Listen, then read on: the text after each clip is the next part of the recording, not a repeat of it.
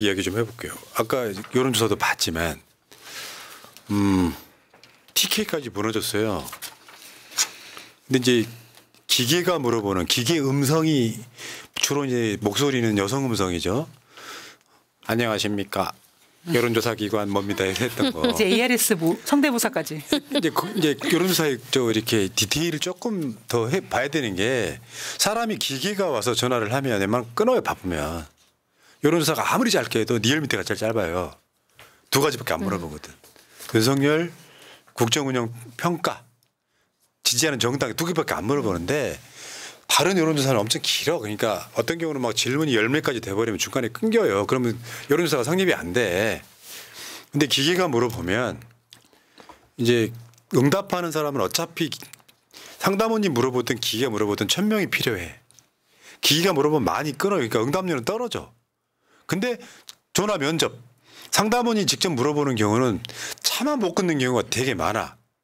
쌍욕하고 끊는 사람도 있겠지만 보통 나도 무슨 마케팅 차원에 전화가 오면 목소리 예쁘면 조금 더 아니 왜냐면 이 몇 초 상관이긴 한데 사람이 말을 하는데 무한하게 툭 끊기가 좀 그래서 아이고 저 바빠요 하고 끊는 경우는 있어요. 그러니까 상담원이 물어보면 응답률은 꽤 높은 편이죠. 그런데 아까 말씀드린 것처럼 자동응답 기기가 물어보는데 답을 꾸역꾸역 하는 사람들 있잖아. 이 사람은 정치 관심 많은 거예요. 고관여층이죠. 그걸 고관여층이라고 해. 그래 자동응답에 나오는 여론조사 비중이 선거 때랑 아주 비슷해요. 그래도 관심 있는 사람이 투표장을 나갈 거니까. 근데 전화 면접은 정치에 관심이 별로 없어. 아직도 윤석열이가 공정하다고 생각하는 사람이 있을 수 있어. 뉴스를 안 보니까. 초관여층이지. 그런 사람도 마지못해 상담원이 붙잡으면은 답을 해. 윤석열 잘한다가 거기서 나오긴 해요. 요거 좀 보시면서 감안하시면서 한번 들어보시기 바랍니다. 자, 때는 2019년으로 거슬러 올라갑니다. 소위 말하면 조국 사태. 여기서 하나만 더 다시 한번 짚고 가겠습니다. 예를 들어서 소위 개딸. 제가 앞에 소위나 이른바라는 말을 붙이는 이유는 다시 한번 설명드릴게요. 여러분들 아까 댓글창에도 우길기라고 하지 마라. 전범기라고 해라. 그것도 소위예요. 소위라는 게 나는 그렇게 안 부르고 싶어. 소위 개딸이라고 표현하는 이유가 근데 알아먹기 쉽고 세상 사람들이 쓰는 용어로 통일돼 버린 거야. 그렇죠. 그래서 소위 개딸, 소위 조국 사태, 이른바 전범기 이렇게 우길기 이렇게 부르는 거예요. 참고하시라는 거예요. 자, 그 조국 사태 때 조국 교수 파면이라고 했던 게 서울대 학생들이었죠. 저 때가 벌써 5년 전입니다. 얘들 아마 대부분 다 졸업했거나 군대 갔거나 뭐 지금 한 4학년 됐거나 그럴 거예요. 저는 저것을 한국 사회가 긍정적으로 받아들였다면 젊은 층의 정치 참여 유도를 시킬 수 있는 부분이었다. 왜 젊은 층들은 투표율이 낮은가? 나는 그렇게 생각하거든요. 투표하면 뭐해? 여당 야당 그놈이 그놈이지. 그렇죠. 세상은 안 바뀌는데 이런 생각. 디테일로 보면 완전 다른데 저 친구들이 보기에는 저게 이제 소위 기득권들이 말하는 정치 혐오를 유발해서 투표하는 사람들을 줄이는 전략이거든요. 결국 저거는 먹혔어요. 저거를 갈아치기로 써먹었던 거죠. 그래서 대선 때 논란이 세대포 이론. 세대포 이론이 뭐냐면 이따가 다시 한번 보여드리겠지만 청년 중년층은 민주당 지지, 노년층은 국민의힘 지지. 그러니까 여러분 아마 보세요. 국민의힘이 총선이나 지방선거를 이길 수는 있어도 압승은 못합니다. 앞으로는. 노인들만 지지하고 있기 때문에. 우리가 정권을 내줬지만 문재인 정부 때 지방선거처럼 폭망하진 않았어요. 그 이유는 아직도 젊은 층과 중년층들이 지키고 있기 때문에 그래요. 윤석열한테 지방까지 내주면 큰일 나겠다 싶었던. 그래서 그 당시에 대선 때 세대 포용론과 세대 포이론이 포이론이란 말은 뭐냐. 그 민주당을 찍어왔던 사람들 중에 젊은 층들을 데려와서 노인들하고 같이 40대, 50대, 60대를 포위하자 해서 세대 포이론인 거예요. 그걸 제일 잘했던 애가 이준석이죠. 근데 대선 때 출구조사 한번 볼게요. 실제로 먹혔습니다. 저게 보시면 20대, 30대, 40대, 50대, 60대 이상 이렇게 있잖아요. 지금은 이제 60대는 탈출한 분위기고 70대만 남아있긴 한데 저기 보면 파란색으로 돼 있는 거. 그나마 20대는 여성들이 압도적으로 이재명 후보를 찍음으로써 조금 덜 했는데 저 위에 20대 남성 한번 보세요. 윤석열이한테 이재명 후보보다 20포인트를 많이 가져갑니다. 그래서 이대남이란 말이 여기서 나왔죠. 네, 30대도 더 많이 가져갑니다. 그나마 여성들이 20, 30대 여성들이 이재명 후보를 살린 측면이 있죠. 그리고 60대로 내려가면은 압도적이잖아요. 30대 67, 31대 66 이런 수준이었으니까. 그게 대선 결과물이에요. 그래서 24만 표가 났던 거예요.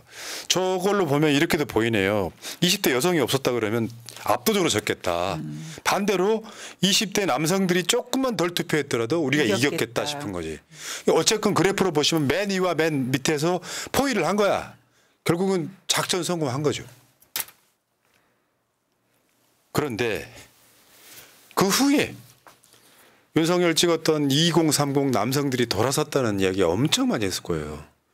얘네들 지금 소위 일베 성향의 애들은 왜 여가부 없애지 못하냐 특정 이슈만 매달려 있는데 진짜 본질은 다른 거 있어요. 일자리도 못 만들지. 그리고 뭐 공정할 줄 아는데 지 마누라 수사도 못하지. 비리는 어마어마하게 막 일어나고 있지. 그러니까 솔직히 말하면 윤석열을 찍었던 사람들이 부끄러움에 숨어버린 거야. 당시 기억을 되돌려 보면 20대 남성들이 여성가족부 폐지라는 거에 굉장히 많은 반응을 했었습니다. 여성가족부 폐지에 반응을 한 이유는 여성 때문에 우리가 차별받고 있다, 우리가 대우를 못 받고 있다라는 그런 피해의식들이 조금 있었는데 그거를 이준석을 포함한 그런 세대들이 좀 건드려주는 측면이 있고, 그리고 뭐 병사 월급 200만 원이라거나 그런 식으로 7글자로 남성들한테 많이 어필을 했죠. 그런데 실제로는 여성가족부 폐지도 못했고 병사 월급 200만 원 는 문제가 또 많았고 실제로 바로 이뤄지지도 않았고. 아니 내년 예산안에 반영됐어. 네. 이제 근데 지지율 떨어지니까 하는 거예요. 최병 사건 같은 경우 이런 경우도 진실을 밝히지 않고 있고 하니까 돌아설 수밖에 없는 거죠. 그래서 총선이 이루어지고 총선 출구조사도 한번 보겠습니다. 지금 파란색이 민주당 찍은 사람인데 역시 20대 여성들이 압도적이네요. 민주당 후보를 69%가 지지했습니다. 이 그래프로만 보면은 세대 포이론이 좀 남아있긴 해요. 20대 남성쯤에서 좀 남아있긴 한데 대체적으로 그때 대선에 이겼던 세대 포이론 정도의 위력은 없어요. 다시 그러니까 이거는 뭐냐, 윤석열 지지율이 약간 달라요. 총선 때 누구를 찍었냐고 물어보는 것의 답이야. 잔재는 남아있지. 내가 윤석열은 포기했지만 국민의힘 우리 지역에 온 후보는 내가 찍는다가 지금 여파가 좀 남아있긴 한 거예요. 어쨌건 지금 옅어지고 있는 건 맞습니다. 그래서 지난주 여론조사에 갤럽 여론조사예요. 이거는 윤석열이 잘하고 있다 20대 18세에서 29세까지 잘하고 있다 14, 잘못하고 있다 67, 30대 잘하고 있다 16, 잘못하고 있다 73, 40대 말할 것도 없고 40대는 윤석열 지지율이 8% 나옵니다. 한 자릿수. 60대까지 그러니까 18세에서 60대까지는 윤석열이 못하고 있는 걸로 부정평가하고 있죠. 결론적으로 말하면 현재 윤석열 잘한다고 이야기할 수 있는 사람들은 길거리에 나온 노인이 아니고요. 노인정에 계시는 노인들만 윤석열 잘하고 있는 거 아니야? 빨갱이 잘 잡고 뭐 이렇게 이야기하고 있는 거죠. 그러니까 윤석열을 지지에 대한 확장성이 없는 거예요. 그리고 이제 일부 젊은 층이지만 극우에 매몰되어 있는 사람들은 구두구 유튜브나 보면서 야 오랜만에 또 우리 윤석열이가 또 이제 국정 브리핑 한다고 하니까 보면서 아 그렇지 경제가 좋아지는가 보다. 요거는 내가 보기에 정신병입니다. 경제활동 안 해본 자들은 그렇게 말할 수 있죠. 또는 모자란 애 하나를 막 충동질 해놨더니 내가 부동산이 많은 사람이야. 세금 엄청 깎아주니까 좋지. 그런 사람은 지지할 수 있죠. 그러니까 제가 지난번에 그 최강욱 전 의원께서 다른 방송에서 얘기해 주신 거를 제가 되게 감동 있었는데 그분이 이제 들으신 얘기인데 어떤 20대 청년이 부모님은 다 진보인데 윤석열 누구 대통령을 찍었냐 그랬더니 윤석열을 찍었다고 해서 놀랬다고 하시더라고요. 그래서 왜 윤석열을 찍었냐 그랬더니 만약에 이재명 후보가 대통령이 되면 잘 되는 사람은 잘 되고 못 되는 사람은 못 될 것 같은데 윤석열이 대통령이 되면 모두 다 안 될 것 같아서 그러니까 삐뚤어질 테다 이런 마음으로 윤석열을 찍었다라고 하더라고요. 그러니까 그런 청년들은 어찌 보면 그 지금 이 현대에서 힘든 그런 것들이 반영이 돼서 그렇게 삐뚤어질 때다 투표를 했을 거라고 저는 어느 정도의 그런 그 세대도 있을 거라고 생각을 합니다. 근데 그런 20대들이 시간이 지나가면서 이게 다 망하는 게 중요한 게 아니라 뭐 법인세라든가 초부자세 이런 것만 제외하면 더 오히려 소외당할 거라는 생각을 해서 마음을 돌리지 않을까 이런 생각도 좀 들더라고요. 다 같이 망해도 어떤 나라에서 기초적인 생활을 보장을 해주는 그렇죠. 그런 복지라거나 여건이 갖춰져 있어야지 다 같이 망해도 괜찮은 건데 윤석열은 그런 걸 다 망가뜨리고 있지 않습니까? 지금 의료 시스템까지 망가뜨리고 나라 자체를 망가뜨리고 있으니까. 특히 다 망하는데 오히려 자기와 김건희와 자기 측근들만 이렇게 잘 먹고 잘 사는 게 그렇죠. 오히려 20대 남성들한테는 더 분노를 유발할 수 있다는 생각이 들더라고요. 그러니까 최근에도 제가 계속 말씀드려온 이야기입니다만 윤석열 왜 저러지 하는 거는 소위 극우로 불리우는 대한민국의 극우 지지층한테만 하는 얘기예요. 여러분들은 저한테 지지율 빼시면 안 돼요. 계속 지지해 주셔야 돼. 잘하고 있잖아요. 주세요. 이런 느낌이겠죠. 예를 들면 이런 걸 거야. 갤럽 기준으로 금요일 날 나오죠. 갤럽 등 기준, 전화 면접 기준으로 차마 상담원한테는 잘하는 말 못하는 사람들이 많아서 윤석열 지지율이 19%. 그 모닝 컨설트 여론조사 보면 윤석열 지지율이 한 17 이렇게 나오거든요. 그거는 핵심 적극 지지층들이 웹에서 조사하는 거예요. 근데 그 웹에 조사하는 것도 지역별, 성별, 연령별이 포함되기 때문에 여론조사를 인정하는 거고 지금 그 해리스랑 트럼프와의 미국 대선에서도 모닝 컨설트 여론조사가 굉장히 중요하게 발표돼요. 그러니까 그런 상황인 건데 최근에 그 광복절 같은 경우는 너무 나간 거예요. 그러니까 지금 봐봐요. 반국가 세력 언급한 거랑 우리가 계엄령이랑 탄핵이랑 다 연관이 있다라고 지금 우리가 분석을 하고 있잖아요.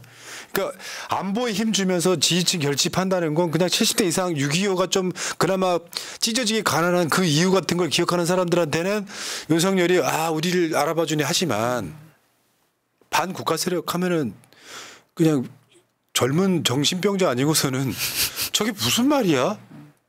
오늘 또 말 바뀌었죠. 그때 반국가 세력이 지금 뭐 북한을 이야기했다고 했다가 오늘 윤석열이가 뭐라 그랬냐면은 북한에 동조하는 사람들이라고 또 국민으로 또 화살을 돌립니다. 저는 조선일보 얘기하는 줄 알았어요, 윤석열이. 그러니까 저런 식으로 자기 지지층만 막 결집해 가면서 생명 유지하고 있는 거죠. 쉽게 표현하면 수액 맞고 있는 거야.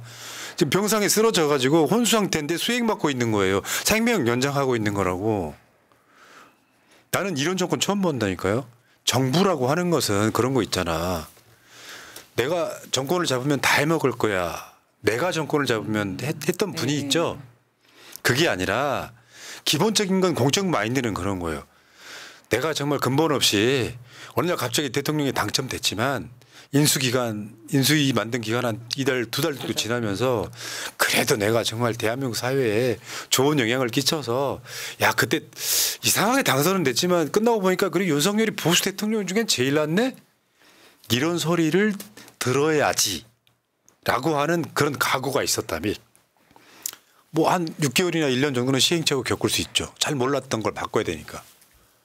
근데 윤석열이는 그게 안 됐잖아요. 학습 효과가 없는 게 아니라 할 생각이 아예 없었죠. 대통령에 완전 부적합한 자가 지금 가다 보니까 이런 거 있잖아. 학교를 들어갔어요. 그것도 1등으로 들어간 거야. 당선 그러니까 그 학교에 뭐라고 하지? 학교에 당선도 수석. 아니고 합격에 들어갔어. 그러면은 처음에 열심히 하잖아, 누구나. 열심히 한 1학년 정도 열심히 하잖아요. 근데 하다 보니까 수학이 너무 어려워. 수학 포기, 영어 포기. 포기하는 또 기간이 있는 거예요. 얘는 처음부터 포기하고 들어갔다고. 그 윤석열이 국민들을 통합하려고 하는 메시지를 낸 적이 없어요. 얘는 인수위 때부터 보수 쪽만 편드는 취향이었는데 가면 갈수록 어느 날 갑자기 한 취임하고 한 몇 개월 지나니까 지지율이 24%가 나오거든. 그때부터 얘는 그냥 극우 지지층한테만 부르짖고 여기까지 온 거예요. 그러니까 맨 처음에 대통령 선거 전에 우리가 그런 얘기하지 않았습니까? 윤석열이 대통령이 되면 국민이 힘들고 이재명이 대통령이 되면 이재명이 힘들다. 그러면 윤석열 같은 경우는 검찰총장을 하다가 얼떨결에 대통령이 됐으면 대통령이 되는데 목적이 있었지 뭘 할 생각이 없었다고 치고 1년 동안 시간이 지나가면서 야 내가 이렇게 그래도 국가의 정상이 됐는데 국민들을 위해서 뭔가 좀 해볼까? 이런 마인드가 요만큼이라도 생겨야 되는데 전혀 그런 거 없이 점점점 가면서 이제 3년째 되면서 아 나 탄핵당할 수 있을지도 모르겠다. 나를 보호해야겠다로 완전히 지금 그쪽에 매몰되어 있는 것 같은 거예요. 이런 얘기를 한번 해볼게요. 비유가 이상하긴 한데 비하할 생각은 전혀 없어요. 현상을 이야기하는 거야. 80년대에 야구를 제일 잘했던 팀이 해태 타이거스입니다.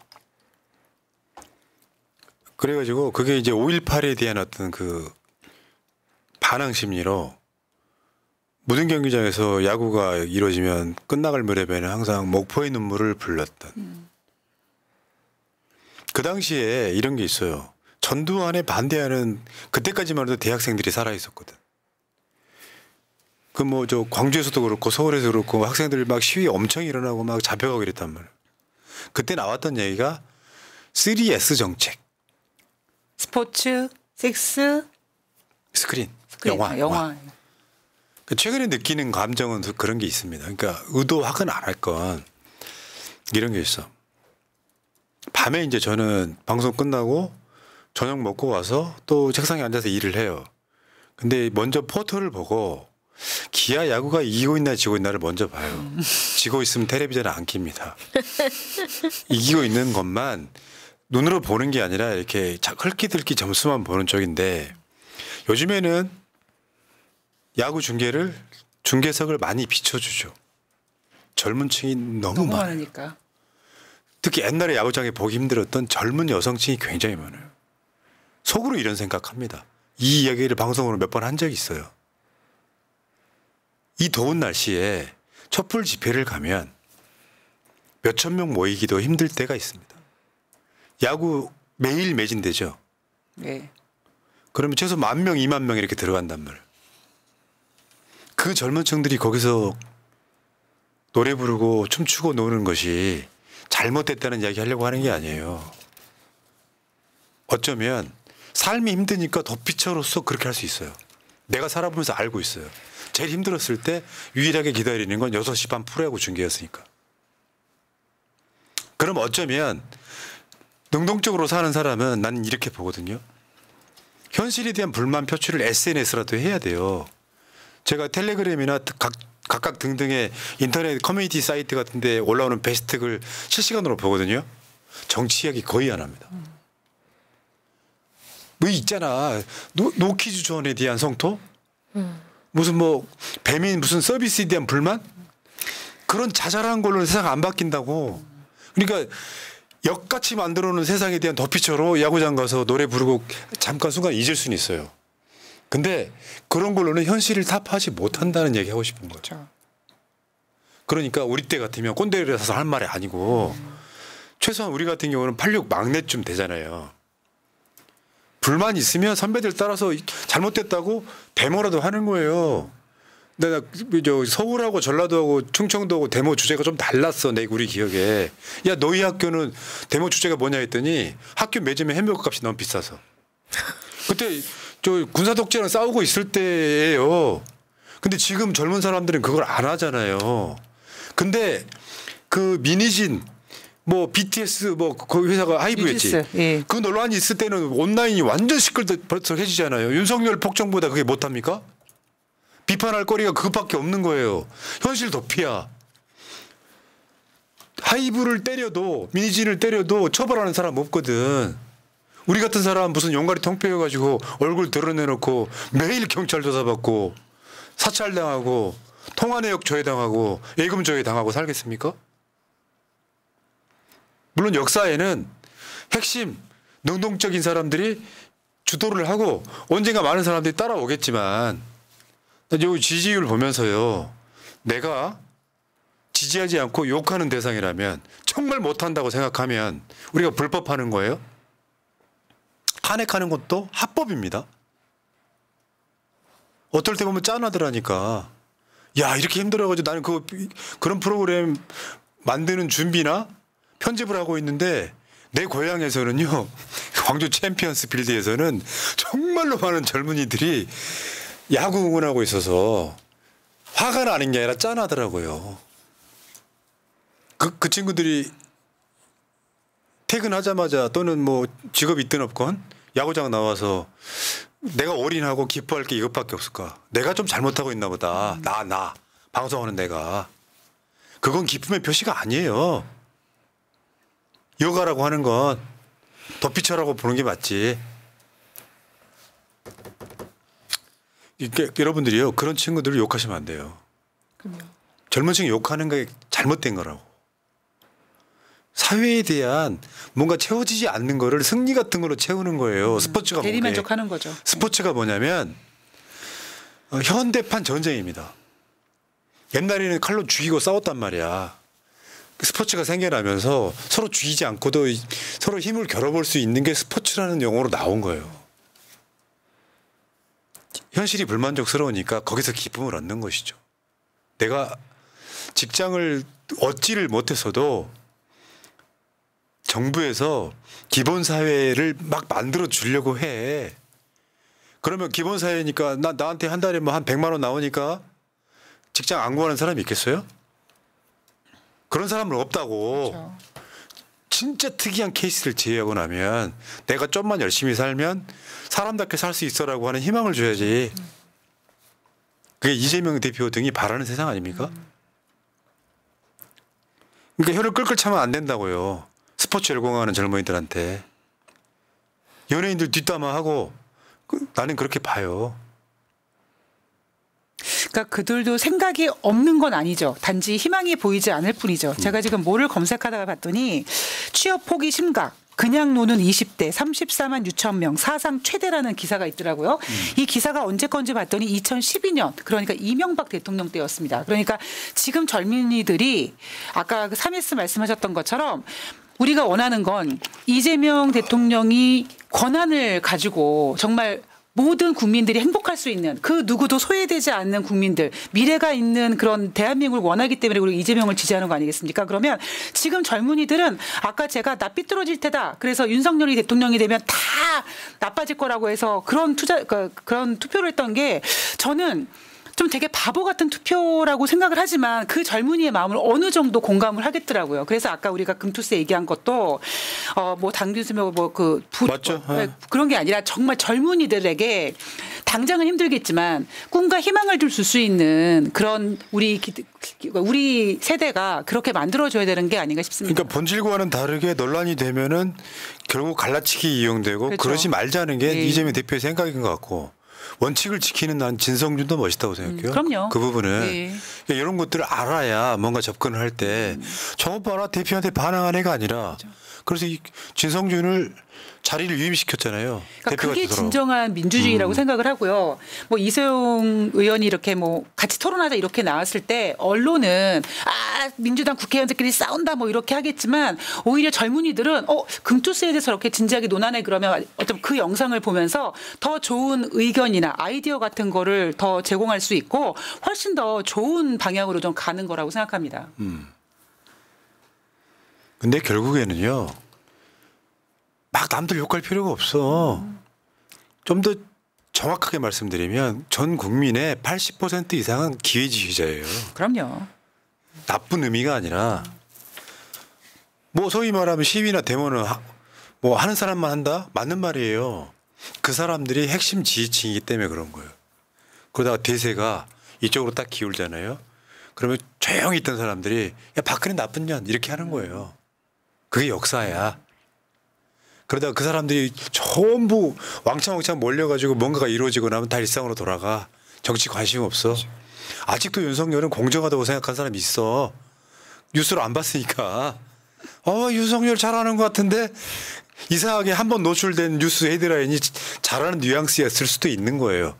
물론 그런 사람들은 극소수겠죠. 그러니까 제 말은 저는 이론이 확실히 정확하다고 생각해요. 뭐 진영 내서 지지고 먹는 사람들이 있지만 제가 항상 하는 말이잖아요. 깨어있는 시민 10만 명이면 정권 무너뜨리는 게 1도 아니라고.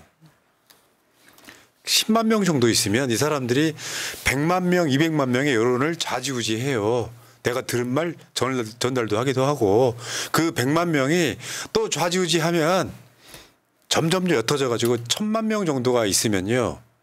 모든 선거 다 이겨요.